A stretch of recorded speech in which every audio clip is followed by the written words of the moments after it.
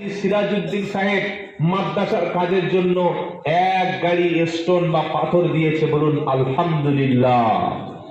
আলহামদুলিল্লাহ বলতে কষ্ট হয়। নারায়ে তাকবীর, নারায়ে তাকবীর। রব্বুল আলামিন মাওলায়ে কারীম হাজী সিরাজউদ্দিন সাহেবের দানটাকে কবুল করে নিন, সদকায়ে জারিয়া হিসাবে কবুল করে নিন। সুবহানাল্লাহ। বিশ্বাস করুন ভাইয়েরা, সারা জীবন আমরা মানুষকে পয়সা দিয়ে ছেলেদেরকে ভাড়া করে এনে টাকা দিয়ে নিজের বাড়িতে কোরআন পড়িয়েছি। এ কাজ আর করবেন না। নিজের সন্তানকে মাদ্রাসায় পাঠান, মক্তবে পাঠিয়ে দিন। আপনার সন্তান যখন কোরআন শিখে এসে বাড়িতে তেলাওয়াত করবে না, ওই ঘরটা তখন আর শুধু ঘর থাকবে না, ওটা কোরআনের নূরে, কোরআনের বরকতে, কোরআনের যে রহমত আল্লাহ কোরআনের জন্য রেখেছে, আপনার ঘরটা একটা রহমতের ঘর হয়ে যাবে। সুবহানাল্লাহ। কোরআন তেলাওয়াত ও ইবাদত, কোরআন শোনাটাও সওয়াবের কাজ। আর কোরআন শুনলে তো রহমত হবে। কোরআন শুনলে কি হবে বলেন না? ওয়াইদা কুরিআল কুরআনু ফাসতামিউ লাহু ওয়া আনসাইতু লাআল্লাকুম তুরহামুন। 9 নম্বর পারা 14 নম্বর পৃষ্ঠা 12 নম্বর লাইনের 204 নম্বর আয়াত, সূরার নাম আল আরাফ। আল্লাহ বলছেন, শোনো, আমার কালাম যখন তেলাওয়াত হবে, আমার কালাম যখন তেলাওয়াত হবে, তুমি শুনবে এবং চুপচাপ থাকবে। আশা করা যায় আমার রহমত তোমার উপরে নাজিল হবে।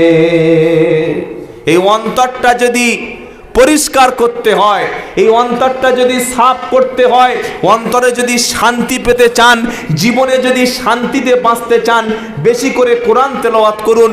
অথবা কোরআন তেলাওয়াত যেখানে হচ্ছে সে জায়গায় কান লাগিয়ে শুনুন।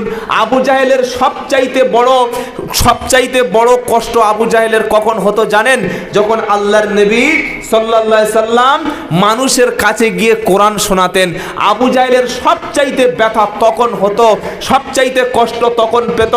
আবু জাহেল গিয়ে মক্কার জমিনে প্রতিটা তাঁবুতে তাঁবুতে, প্রতিটা ঘরে ঘরে গিয়ে পৌঁছে দিল যে মুহাম্মদ সাল্লাল্লাহু আলাইহি ওয়াসাল্লাম যেটা বলছে সেটা তোমরা শুনবে। বলেন না, না, মুহাম্মদ সাল্লাল্লাহু আলাইহি ওয়াসাল্লাম যেটা তেলাওয়াত করছে সেটা শুনো না। কারণ কোরআন তেলাওয়াত করলেই মানুষ ভালো হবে, কোরআন তেলাওয়াত করলেই মানুষ হেদায়েত হবে, কোরআন তেলাওয়াত করলেই একটা মানুষ তখনই পরিবর্তন সম্ভব হবে।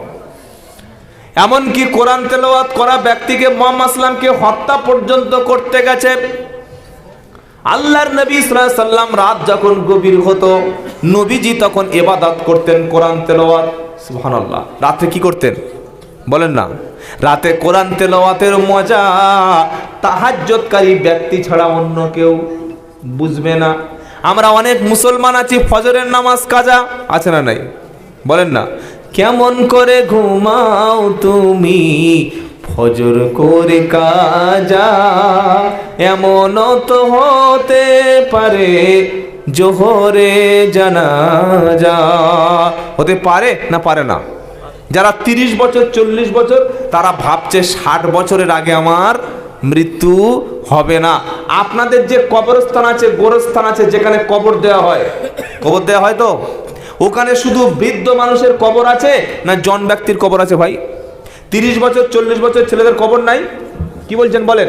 যাদের জীবনে রঙিন স্বপ্ন ছিল, যারা ভেবেছে দামি ঘর করব, অর্থ সম্পদ অর্জন করব, জমি জায়গা আমরা জমাবো, 60 বছর 65 বছর বয়স হয়ে গেলে সেই সময় হজে যাব, হজ থেকে ঘুরে এসে সেই সময় তবে নামাজ ধরবো, তাদের সমস্ত স্বপ্নটা চূর্ণ বিচ্ছিন্ন হয়ে কবরে শুয়ে আছে। তাই ফজরের নামাজ আজ থেকে কখনো কাজা করব না ইনশাআল্লাহ। বলেন, ওরে কেমন করে ঘুমাও তুমি ফজর করে কাজা, এমনও তো হতে পারে জোহরে জানাজা। রাত যখন গভীর হবে, ইমানদার ব্যক্তি তখন নামাজে দাঁড়িয়ে যাবে। নামাজে দাঁড়িয়ে আল্লাহর নবী সারা রাত কোরআন তেলাওয়াত করতেন। বিশ্ব নবী মুহাম্মদ সাল্লাল্লাহু আলাইহি সাল্লাম তিনি ঘুমিয়ে আছেন। জিবরাইল আল্লাহর নবীকে এসে বলছে, ইয়া আইয়ুহাল মুজাম্মিল। সুবহানাল্লাহ বলতে ইচ্ছা করে না? নবীকে ডাকার তরিকাটা কেমন, কিভাবে সম্মান আল্লাহ তার হাবিবকে দিচ্ছে। ইয়া নবী, হে মোহাম্মদ, হে আহমদ, এসব শব্দ আল্লাহ ব্যবহার করছে না। নবীকে কি বলছেন? ইয়া আইয়ুহাল মুজাম্মিল কুমিল লাইলা ইল্লা কালিলা নিসফাহু আও ইনকুস মিনহু কালিলা আও জিদ আলাইহি ওয়ারাত্তিলিল কুরআনা তারতিলা। তাকবীর। 29 পারা সূরা মুজাম্মিলে আল্লাহর নবী কম্বল মুড়ি দিয়ে, চাদর মুড়ি দিয়ে ঘুমিয়ে আছে। জিবরাইল এসে হাবিবকে ডেকে দিচ্ছে, গো কামলি বলা, চাদরও বলা, আর তো শুয়ে থেকো না, উঠে পড়ো রাতের বেলা, খুশি হবে রব্বানা। সুবহানাল্লাহ পাঠ করে।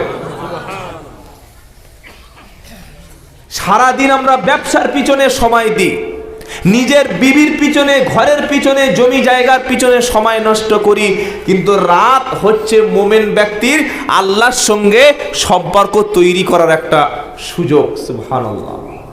রাত যখন গভীর হবে, আল্লাহ পাক বলছে, হাবিব ওঠো, কুম উঠে পড়ো, রাতের অর্ধেক অংশ অথবা তার চাইতে কিছু কম অংশে বাদ দিয়ে বাকি সময়টুকু তুমি আল্লাহর সামনে দাঁড়িয়ে যাও, দাঁড়িয়ে দাঁড়িয়ে নামাজ পড়ো। ওই নামাজের নাম হলো তাহাজ্জুদের নামাজ। কিসের নামাজ? তাহাজ্জুদ। তাহাজ্জুদের নামাজে পৃথিবীর সমস্ত মানুষ, আজকের মুসলমানরা আল্লাহর মসজিদ ভুলে গেছে।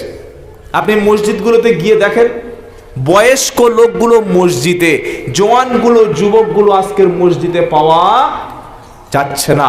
অথচ এই যুবকদের দিয়েই আল্লাহ ইসলামের পতাকা, ইসলামের দাওয়াতের যে মেহনত, গোটা পৃথিবীতে আল্লাহ তাআলা যুবকদের দিয়েই ইসলাম বিজয় করেছে। বলুন না সুবহানাল্লাহ। আজকে জাতির হাতে মোবাইল, জাতির হাতে মদের বোতল, যুবকদের চরিত্র ধ্বংস করে দেওয়ার জন্য ফ্রিতে ইন্টারনেট দিয়ে যত রকমের শয়তানি, বদমাইশি, জেনা, ব্যভিচার, অশ্লীলতা যুবকদেরকে ধ্বংস করে দেওয়ার জন্য সরকার এবং গোটা বিশ্বের ইহুদি খ্রিস্টানরা তাদের একটাই প্ল্যান, যে যুবকদেরকে শিক্ষা থেকে দূরে করিয়ে দাও, এদের চরিত্রটাকে ধ্বংস করে দাও, ইন্টারনেট দিয়ে এদের জীবনকে শেষ করে দাও, এদের দিয়ে আর কখনো কোনো ভালো কাজ করানো সম্ভব হবে না। তাই মুসলমান যুবক আজও পর্যন্ত যদি সত্যিকারের প্রকৃত যুবক দেখতে হয়, রাত্রেবেলা মাদ্রাসায় চলে এসো। দেখো, তুমি যে ফজরের নামাজ পর্যন্ত, ফজরের নামাজ তোমার কাজা হয়ে গেছে, ছোট্ট ছোট্ট বাচ্চা মাদ্রাসায় যখন আসে, 5 বছর, 6 বছর, 7 বছর, 8 বছরের বাচ্চা রাত 8টা, 9টা, 10টা পর্যন্ত কুরআন তেলাওয়াত করে যখন বিছানায় ঘুমাতে গেছে, কাছে তখন মা ছিল না, বাপ ছিল না, বাপ এবং মায়ের ভালোবাসা থেকে ছেলেরা বঞ্চিত। মাদ্রাসায় শুধু কোরআনের মহব্বতে তারা পড়ে আছে। বলুন সুবহানাল্লাহ। আপনি তো ঘুমাচ্ছেন ফজরে, সকাল 9টা ছাড়া ঘুম ভাঙছে না, কিন্তু মাদ্রাসার ছাত্রগুলো ফজরে যখন আজান হয়ে গেল, আসসালাতু খায়রুম মিনান নাউম, সাথে সাথে উঠে গেছে। আল্লাহু আকবার। উঠেই প্রথমে ওযু করল, ওযু করে চোখ থেকে ঘুম ছাড়েনি, কোরআন তখন হাতে নিয়ে নিল, পড়তে শুরু করলো, ইয়াসিন ওয়াল কুরআনিল হাকীম ইন্নাকা লামিনাল মুরসালিন আলা সিরাতিম মুস্তাকিম। আল্লাহ পাক বলে, ফেরেশতারা সাক্ষী থাকো, এই ছেলেগুলো বাপকে ছেড়ে, মাকে ছেড়ে কোরআনের মাদ্রাসায় ফজরের নামাজের পরে যেভাবে ওস্তাদের কাছে সবক শোনাবে, সবক পড়া শোনাবে, আমোক্তা শোনাবে, ছোট্ট ছোট্ট বাচ্চাগুলো বাপের কোল থেকে যে সময় মায়ের কোলে ঘুমানোর দরকার ছিল সেই সময়টুকু বাপ মার কোল থেকে ছেলে উঠে এসে কোরআনের কোলে এসে বসেছে, আল্লাহর রহমতের কোলের কাছে আশ্রয় নিয়েছে। এই সন্তানগুলির বাপ মাকে কিয়ামতের দিন আমি আল্লাহ কোরআনের ওসিলায় আমি জান্নাত দিয়ে দেব।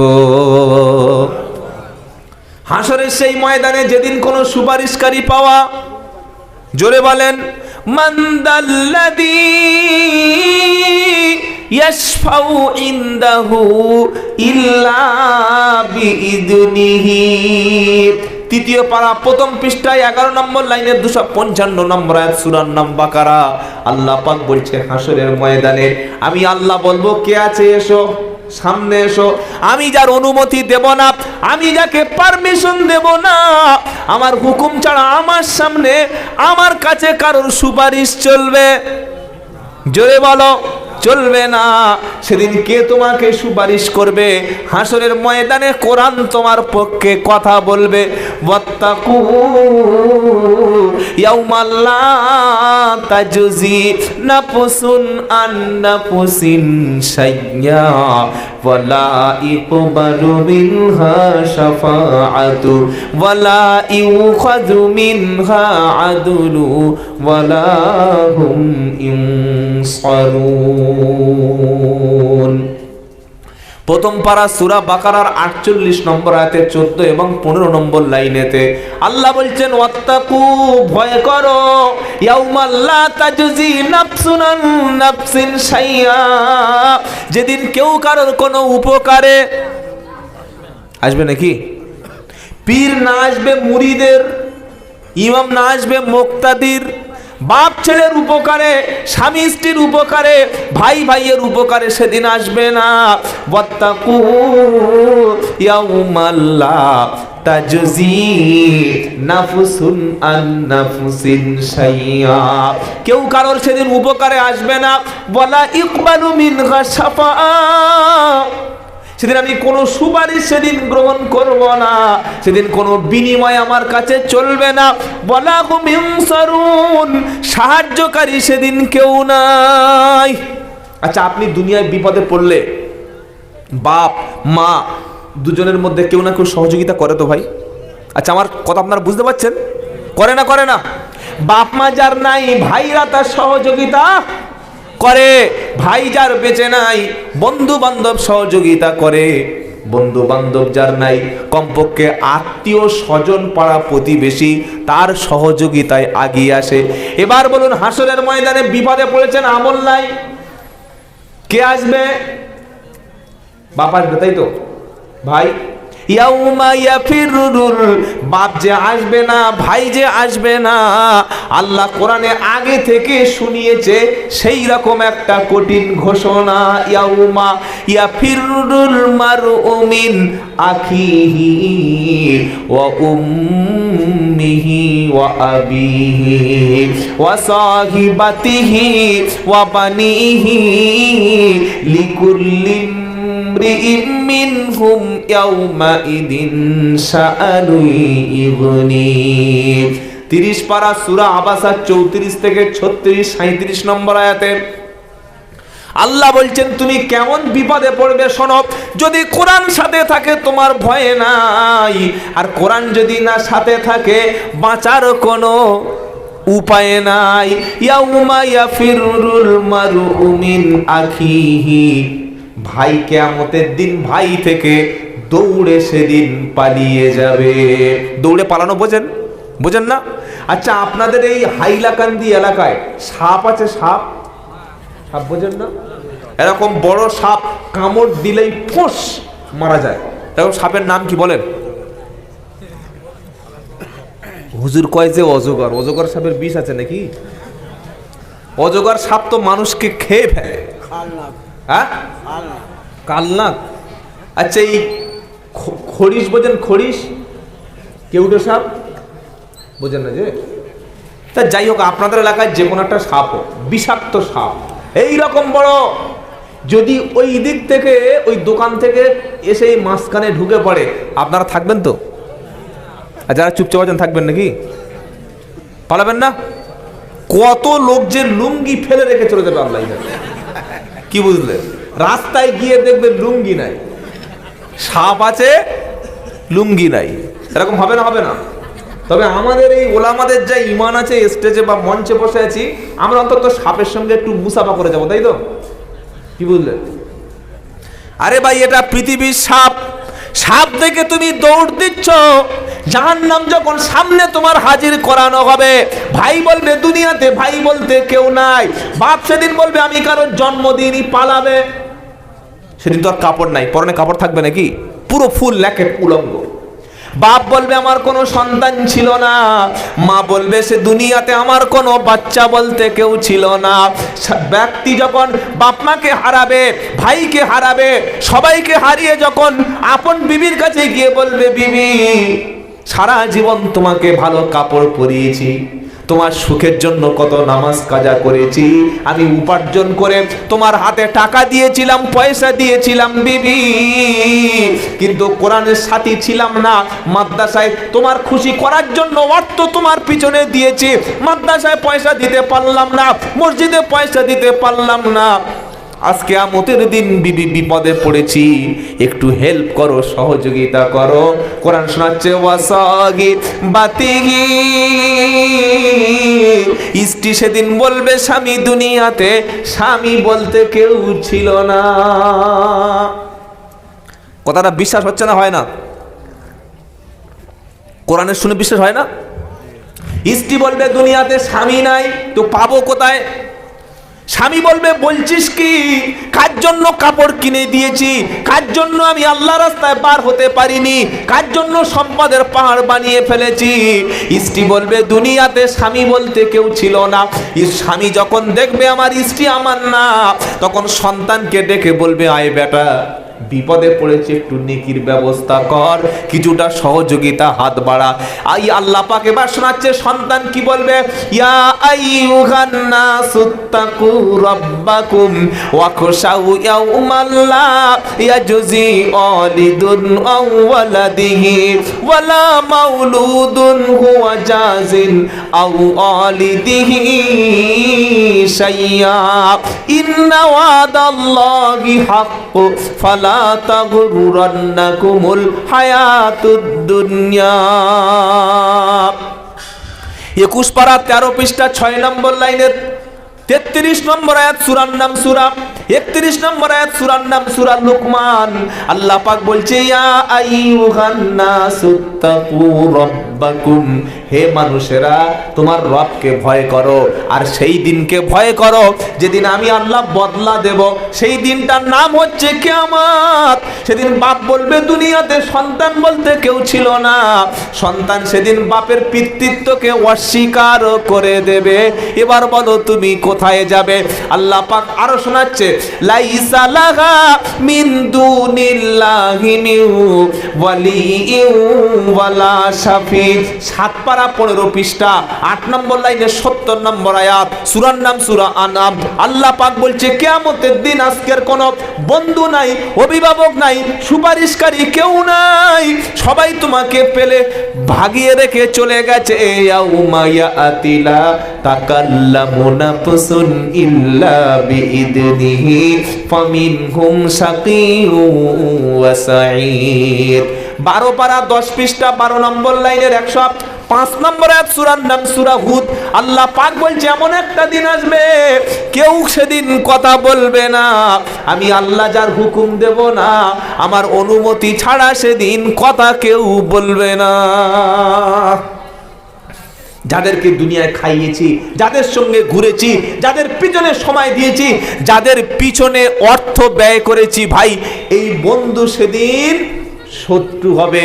বন্ধু সেদিন কি হবে? জোরে বলেন না, জোরে বলেন। শত্রু হবে।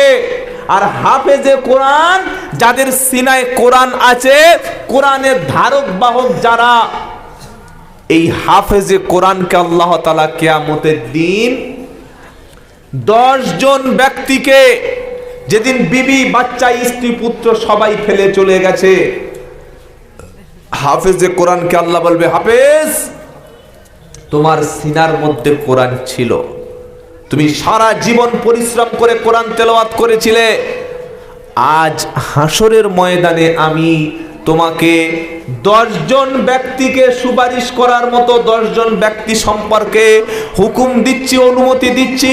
তোমার পছন্দ মতো সেই 10 জন ব্যক্তিকে সুপারিশ করে তুমি জান্নাতের দিকে নিয়ে যাও, যে 10 জনকে বিচারের মাঠে জাহান্নামী ঘোষণাই হয়ে গেছে। আল্লাহু আকবার।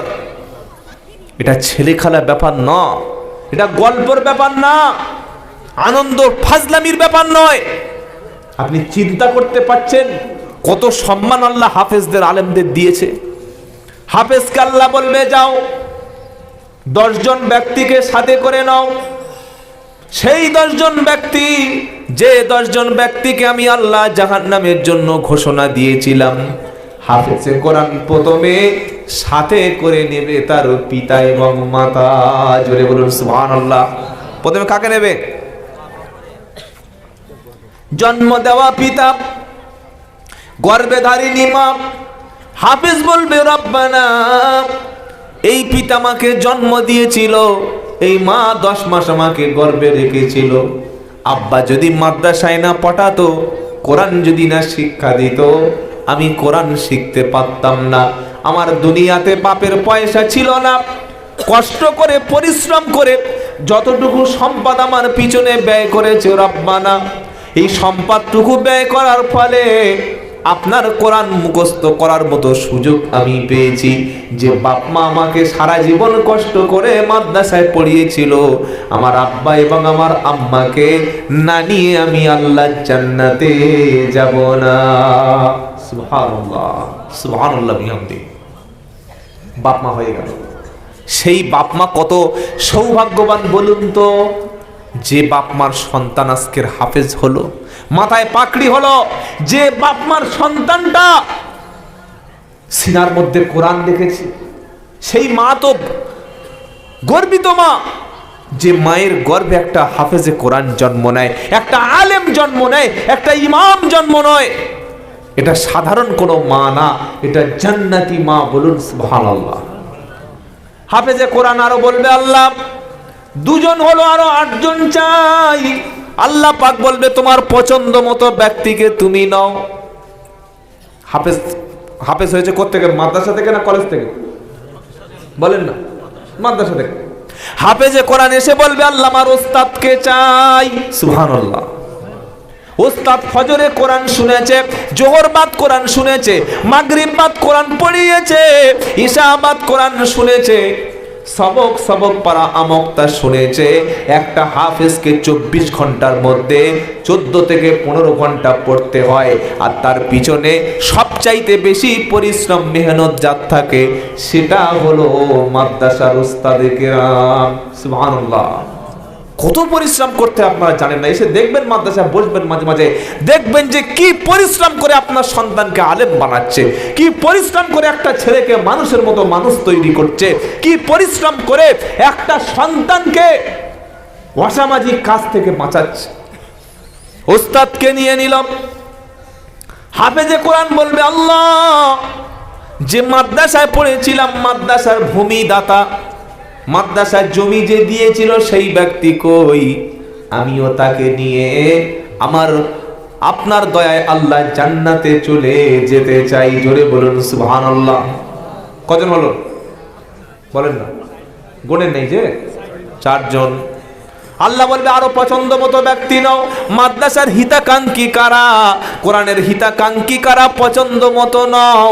তোমার পিছনে অর্থ যে ব্যয় করেছে, তোমার পরনের পোশাক যে দিয়েছে, তোমার যে কোরআন শরীফটা কিনে দিয়েছে, তুমি যে 5 বছর 8 বছর 10 বছর আলেম হয়েছিলে, হাফেজ হয়েছিলে, পড়াশোনা যে 4 বছর 3 বছর করেছো, তোমার খাওয়ানোর দায়িত্ব যে ব্যক্তি নিয়েছিল, তুমি তাকে সাথে করে নাও।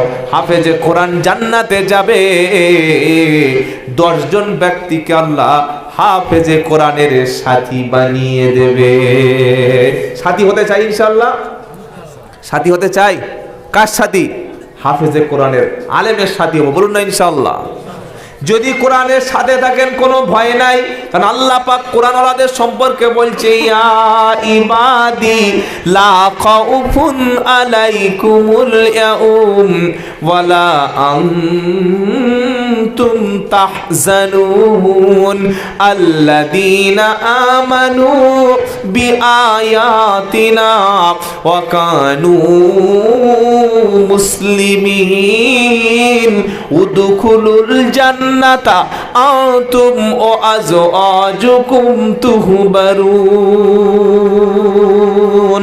25 পারা সূরা যুখরুফের 68 নম্বর আয়াতে আল্লাহ পাক কিয়ামতের ওই বিপদের দিনে সেদিন বলবে ইয়া ইবাদ, হে আমার বান্দা, লা খাউফুন আলাইকুমুল ইয়াউম, আজ কিয়ামতের দিন তোমাদের কোনো ভয় নাই, তোমাদের কোনো চিন্তা নাই। আল্লাহ যখন ডাক দেবে সমস্ত বান্দা তখন নিজেকে বান্দা বলে আল্লাহর সামনে হাজির করাবে। আল্লাহ পাক বলবে আমার বান্দাদের দুটো কোয়ালিটি, কটা? জোরে বল। দুটো কোয়ালিটি কি? আল্লাযীনা আমানু বিআয়াতিনা ওয়া কানু মুসলিমিন, আমার কোরআনের উপরে বিশ্বাস করেছিল যারা, আমার কোরআনের উপরে ঈমান এনেছিল যারা, আর মুসলমান হয়ে কবরে এসেছে যারা, আমার বান্দা হলো তারা। সুবহানাল্লাহ পড়ে। কোরআনের সাথী হন, ঠকতে হবে না ভাই, ঠকতে হবে না, কাউকে পাশে পাবেন না। এই কোরআন কিয়ামতের দিন কিছু ব্যক্তির পক্ষে সুপারিশ করবে, আবার কোরআন কিছু ব্যক্তির বিপক্ষে আল্লাহর কাছে মামলা করবে। রাসূলও কিছু ব্যক্তির বিপক্ষে যাবে। কাদের বিরুদ্ধে? আল্লাহ পাক শোনাচ্ছে ওয়াকালার রাসূলু ইয়া রাব্বি ইন্না কওমি তাখাদু হাদাল কুরআনা মাহজুরা। আপনি কি জানেন এমনও মুসলমান আছে যারা এখনো পর্যন্ত জীবনে কোনোদিন আল্লাহর কিতাবটা হাত দিয়ে স্পর্শ করেনি? এরকম মুসলমান আছে না নাই? আছে তো? আছে। আচ্ছা, আমরা যারা বসে আছি সকলে কোরআনকে ভালোবাসি তো? কারা কারা ভালোবাসি হাত তুলি দেখি, নারাই তাকবীর। এত কোরআনের ভালোবাসার লোক হাত রাখ।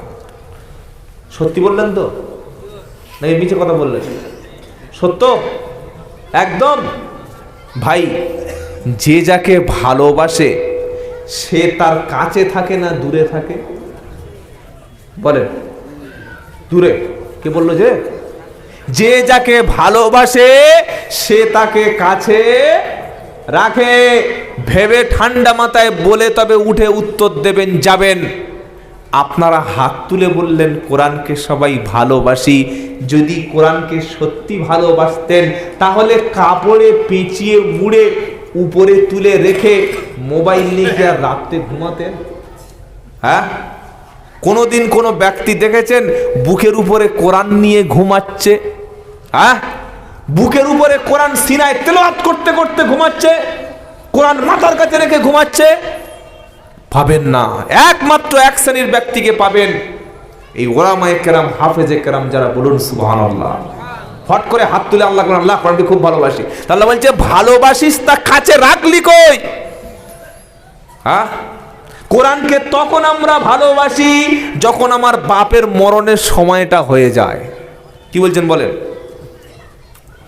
বাপ বিছানায় শুয়ে শুয়ে পেশাব করছে আর পায়খানা করছে, দেখছে যে বুড়োটা মরছে না, এই মাঝে থেকে হুজুর ডেকে আন, হুজুর ডেকে নে এমন পড়িয়ে দাও আজকে রাতে যেন শেষ হয়ে যায়। তাই তো? বলছে হুজুর আমার বাপ মরছে না, মা মরছে না, কি জানা আছে পড়ুন তো যেন আজকে তাড়াতাড়ি চলে যায়। বলছে, বলে না? হ্যাঁ না, বলেন না? হুজুর বলছে ইয়াসিন পড়লে হয়তো কাজ হতে পারে। কি বলতে হবে? ইয়াসিন। হুজুর যখন দেখছে ইয়াসিন পড়বে, কাছে গিয়ে দেখছে মুখে একটা দাড়ি নাই। কি নাই? মানে চুল নাই, সব উড়ে গেছে। বুঝতে পারছেন না? যার দাড়ি নাই তার মুখে নূর নাই। যে দাড়ি কাটে নবীর সুন্নাত সে কাটে।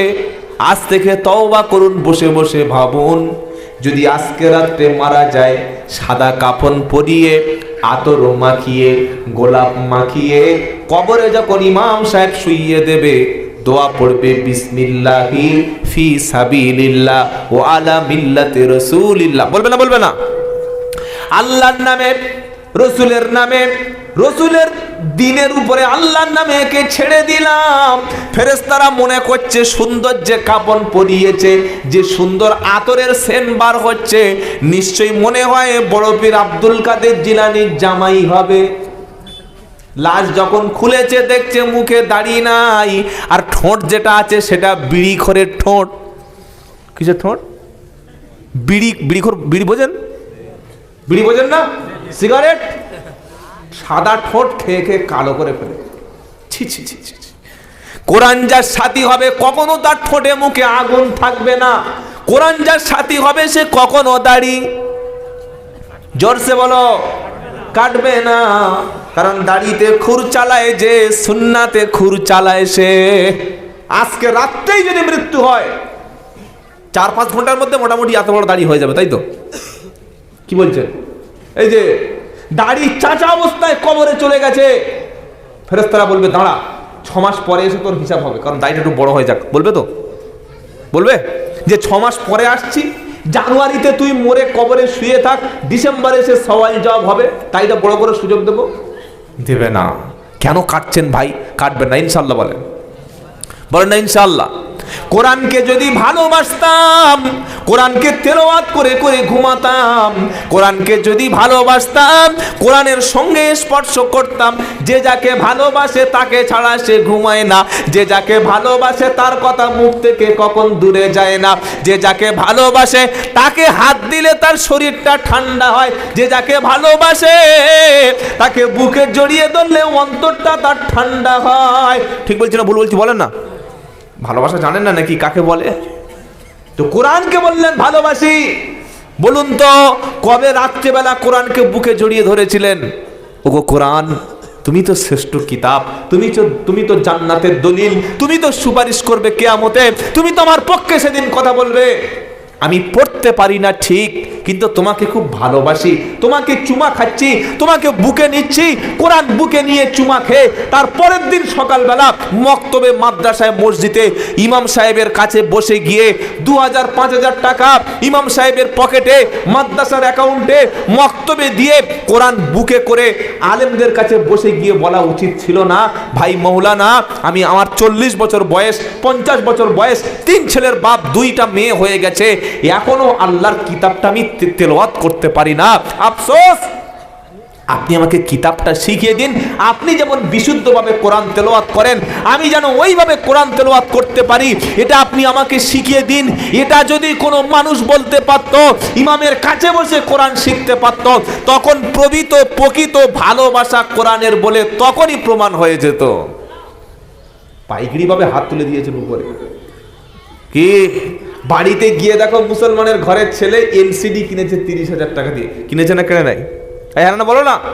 30,000 টাকা এলসিডি, 42,000 টাকা ফোন কিনেছে, 12,000 টাকার ফোন কিনেছে, 15,000 টাকার ফোন কিনেছে। এমন কোন ব্যক্তি কি আছে এখানে যে যার বাড়িতে কোনো ফোন নাই? থাকলে বলুন আমার ফোনটা দিয়ে দেবো, বলুন। বুঝতে পারছেন না? বাড়িতে বা আপনার কাছে বা আপনার ঘরে কোনো ফোন নেই, এরকম কোনো ব্যক্তি আছেন? এরকম আল্লাহর ওলি হাত তুলুন দেখি যার কাছে ফোন নেই। একটা ফোন কত 400-500 টাকা পাওয়া যায় নাকি? 10-12,000 টাকা ফোন কিনতে পারলাম।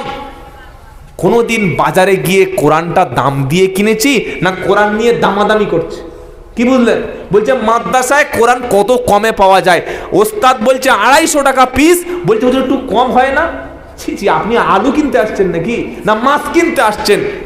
এই আপনাদের বাজারে শুকনো মাছ বিক্রি হচ্ছে না? ওটা কি মাছ বলে? শুটকি মাছ, তাই তো? শুকনো বা শুটকি মাছ যে বিক্রেতা বিক্রি করছে সে বলছে 50 টাকা বা 60 টাকা কেজি।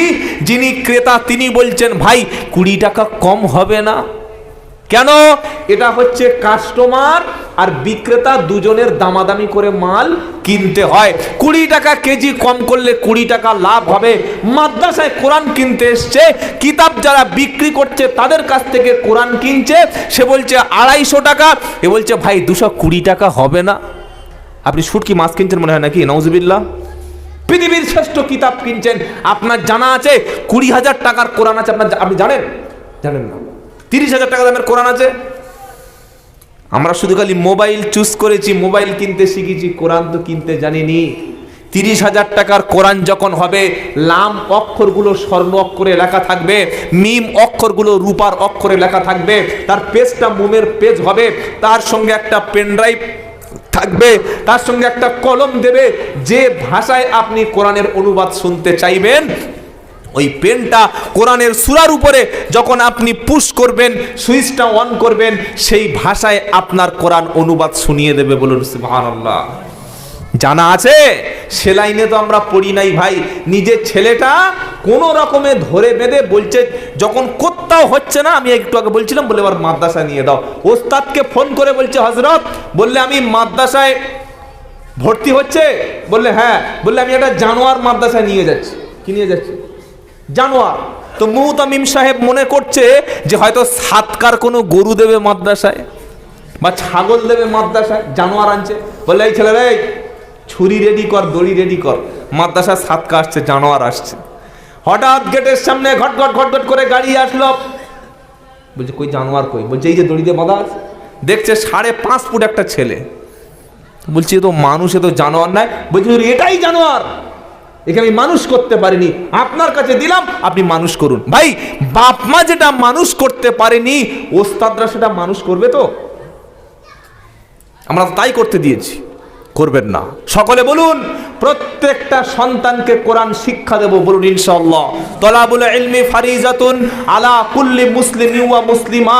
প্রত্যেকটি পুরুষ এবং নারীর কোরআন শিক্ষা করা ফরজ। আজকে তাম পৃথিবীর টার্গেট মাদ্রাসা নয়, তাম পৃথিবীর টার্গেট আলেম নয়, পৃথিবীর টার্গেট হলো ইসলাম, পৃথিবীর টার্গেট হচ্ছে কোরআন। এটাকে মিটিয়ে ফেলতে চাইছে। আপনার অস্তিত্বই থাকবে না। মুসলমান তখনই বিলীন হবে যখন মুসলমানের ঘর থেকে কোরআন চলে যাবে, মুসলমানের সিনা থেকে যখন কোরআন বার হয়ে যাবে, মুসলমানের ঘরে যখন কোরআন তেলাওয়াত বন্ধ হয়ে গান হবে, ড্যান্স হবে, বাজনা হবে, সিনেমা চলবে, অশ্লীলতা চলবে। খ্রিস্টান ইহুদিরা তো সেই মুসলমান চায় যে মুসলমান গান শোনা মুসলমান, ড্যান্স করা মুসলমান, মদখোর মুসলমান, সুদখোর মুসলমান, বেপর্দা নারী। এই রকম মডারেট মুসলমান হলে ইহুদি খ্রিস্টান আপনার উপরে কখনো অসন্তুষ্ট হবে না। তারা দাড়ি, টুপি, পাঞ্জাবি, আলেম ওলামা, এই রকম মুসলমান তারা কখনো চায় না। তাই আমরা তৈরি হব, দিন ইসলামের সঙ্গে থাকবো। বলুন ইনশাআল্লাহ। ইনশাআল্লাহ বলেন। আপনার সন্তানকে কোরআন শিক্ষা দিলে আখিরাতের অনেক মোটা মোটা মোটা মোটা লাভের কথা বললাম। দুনিয়ার সবচাইতে বড় লাভ হলো পিতা মাতা সন্তানের কাছে কখনো খারাপ ব্যবহার পেতে হবে না।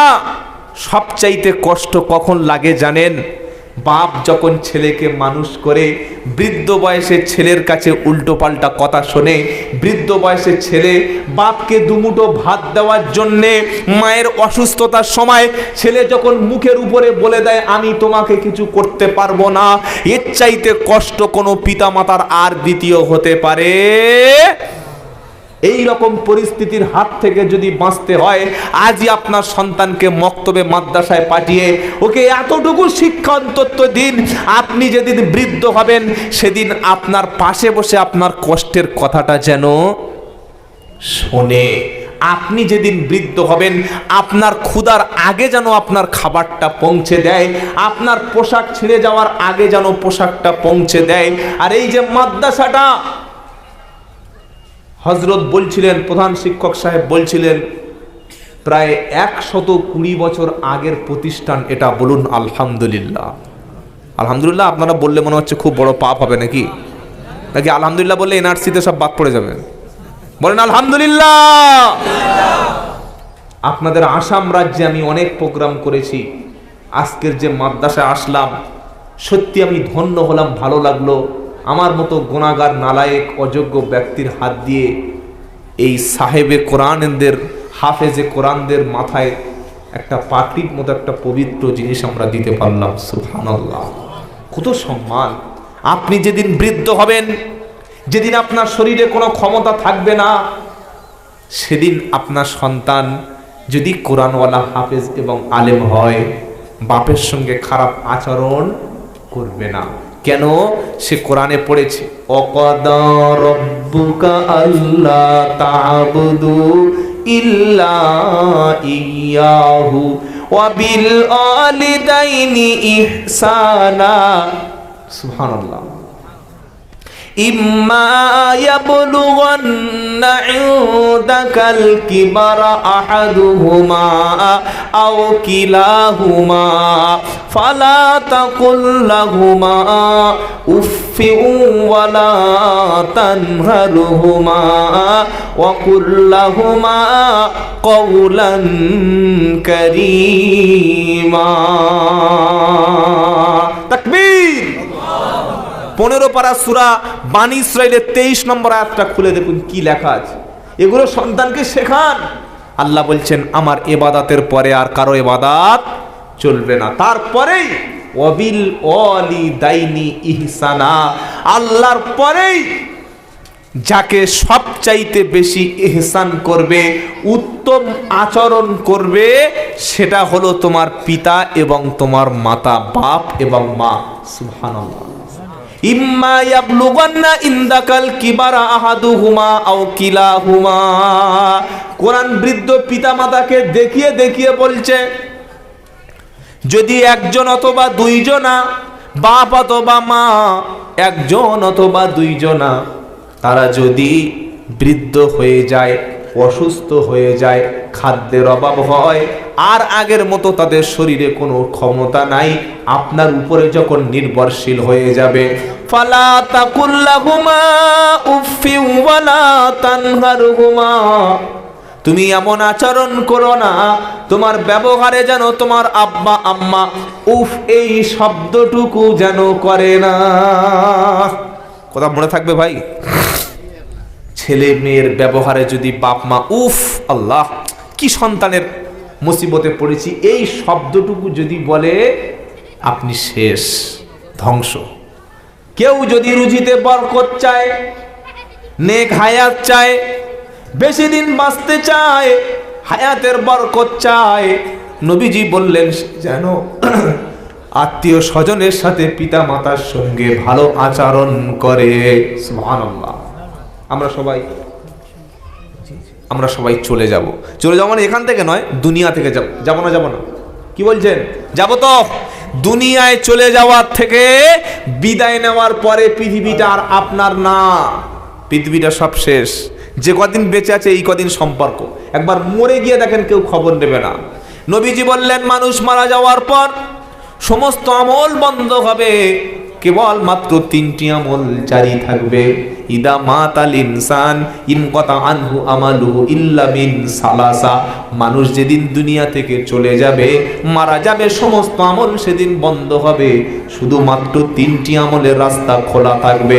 একটা হলো সাদাকাতুন জারিয়া, প্রবাহমান দান, মসজিদ, মাদ্রাসা, ইতিমখানা, খানকা, মারকাজে যদি কিছু রেখে যেতে পারেন, যদি কিছু দিয়ে যেতে পারেন, কবরে শুয়ে শুয়েও যতদিন মাদ্রাসা থাকবে, যতদিন মসজিদ থাকবে, যতদিন দ্বীনি মক্তবগুলো প্রতিষ্ঠা থাকবে, এখানে যতদিন কোরআনের ছাত্ররা থাকবে, প্রত্যেকটি নেকি আমরা কবরে শুয়ে শুয়ে কিয়ামত পর্যন্ত পাবো। বলুন সুবহানাল্লাহ। এই মাদ্রাসা বাঁচানোর দরকার আছে না নাই? বলেন, দরকার আছে? আছে ইনশাআল্লাহ। কোরআনকে বাঁচানোর দরকার আমাদের আছে না নাই? আছে। আলেম ওলামাদের সহযোগী হলে আল্লাহ সুবহানাহু ওয়া তাআলা আমাদের সহযোগী হবে। কিয়ামতের সেই বিপদের দিন কোরআন যদি আমাদের পাশে সহযোগিতা করে, কোরআন যদি আমাদের সুপারিশ করে, সেদিন আখিরাতে ভয়ের কোনো কারণ থাকবে না। ইনশাআল্লাহ যাওয়ার আগে, বিদায় নেওয়ার আগে আল্লাহর বান্দারা যারা এতক্ষণ বসে বসে কোরআনের মর্যাদা, ওলামাদের মর্তবা সম্পর্কে কথা আমরা শুনছিলাম, যাওয়ার আগে কোনো প্রেসারাইজ করব না। যার যতটুকু সামর্থ্য, 5000 হোক, 2000 হোক, 1000 হোক, দেয়ার মতো বান্দা, আল্লাহর বান্দা বলেন ইনশাআল্লাহ। আমাদের এখান থেকে হাজী সিরাজউদ্দিন সাহেব মাদ্রাসার কাজের জন্য 1 গাড়ি স্টোন বা পাথর দিয়েছে। বলুন আলহামদুলিল্লাহ। আলহামদুলিল্লাহ বলতে কষ্ট হয়। নারায়ে তাকবীর, নারায়ে তাকবীর। রব্বুল আলামিন মাওলায়ে কারীম হাজী সিরাজউদ্দিন সাহেবের দানটাকে কবুল করে নিন, সদকায়ে জারিয়া হিসাবে কবুল করে নিন। মাদ্রাসা মক্তবের ভালোবেসে, দিনের মার্কাজগুলিকে ভালোবেসে তিনি যে অর্থ দিয়েছেন, আল্লাহ কিয়ামতের দিন এই অর্থ যেন জান্নাতে যাওয়ার একটা রাস্তা তৈরি হয়ে যায়। সকলে বলুন না আল্লাহুম্মা আমিন। নারায়ে তাকবীর। আল্লাহ কালিমা সমস্ত নিজামুদ্দিন এমএলএ তাই নাকি ওয়াসিনা মেসেজ পাঠাইছেন সালাম আপনাদের কাছে 1 লাখ টাকা পাওয়া নিজামুদ্দিন চৌধুরী। আচ্ছা আচ্ছা, নিজামুদ্দিন চৌধুরী, হ্যাঁ এমএলএ জি জি, কি বলেন ওটা কি? বিধায়ক আর ঘটনা আচ্ছা আচ্ছা, সংগ্রাম কাটে ঠিক আছে ইনশাআল্লাহ, দিনের মধ্যে আসে প্রসাদ। মাশাআল্লাহ। আল্লাহ কবুল করুন। প্রিয় ভাইরা, যার যতটুকু সামর্থ্য ভাই দিয়ে যাব ইনশাআল্লাহ। 2000 হোক, 5000 হোক, 1000 হোক, যাওয়ার আগে একটু দিয়ে দেন। আসেন ইনশাআল্লাহ, আসেন। 2000 দেওয়ার মতো আল্লাহর কোন কোন বান্দা আছে, 5000 দেওয়ার মতো কোন কোন বান্দা আছে, একটু সামনে আগিয়ে আসুন। আমি মুসাফির। আল্লাহর নবী বলেছেন 3 ব্যক্তির দোয়া আল্লাহর দরবারে কবুল হয়। 1 সন্তানের জন্য পিতামাতার দোয়া, 2 মাজলুম ব্যক্তির দোয়া, 3 মুসাফির সফরে থাকা অবস্থায় আছেন কোন আল্লাহর বান্দা পিতামাতাকে ভালোবেসে, কোরআনকে ভালোবেসে, প্রিয় রসুলকে ভালোবেসে 2000 করে টাকা দেওয়ার মতো আছেন, একটু উঠে আসেন ইনশাআল্লাহ। যদি ক্যাশ থাকে দিয়ে যান অথবা নামটা লিখিয়ে যান ইনশাআল্লাহ। মাশাআল্লাহ, কি নাম আপনার? গিয়াসউদ্দিন ভাই। তিনি বললেন আমার আব্বা আম্মার জন্য, আমার দুনিয়ার বরকতের জন্য, মাদ্রাসার ভালোবেসে তিনি 5000 টাকা দেবেন। নারায়ে তাকবীর। হে আল্লাহ, গিয়াসউদ্দিন ভাইয়ের দানটাকে আল্লাহ আপনি কবুল করুন, ঈমান আমলে তাকে বরকত দান করুন। তার আব্বা আম্মা, আত্মীয় স্বজন, পাড়া প্রতিবেশী, তাদের মধ্য থেকে যারা হায়াতে আছে প্রত্যেকের নেক হায়াত দান করুন। যারা কবরে চলে গেছে, আচ্ছা আলগা সমষ্টি নিজামুদ্দিন সাহেব